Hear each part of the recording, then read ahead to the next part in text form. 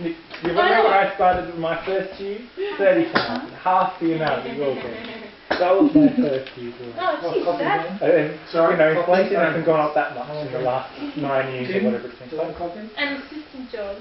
Like some of these assistant jobs, you don't even need a degree. You get 30k. You get like 40. Where's your bit of paper? Here it is. I'll be honest. That was a good kick, Tam. You retard. Probably still pretty nice. I mean, you know, my first computer. When I was on 30, I got my first car, and I got my computer, and that cost me 5,000. So, you know, it's a bit of a difference. Yeah, oh, yeah. Even though the money was pretty small, you can't get a house on it. I think 14,000 a year. So, yeah. I couldn't. It wouldn't even be 14. It was more like 10. Oh, you think it's Oh, well, it was not 400.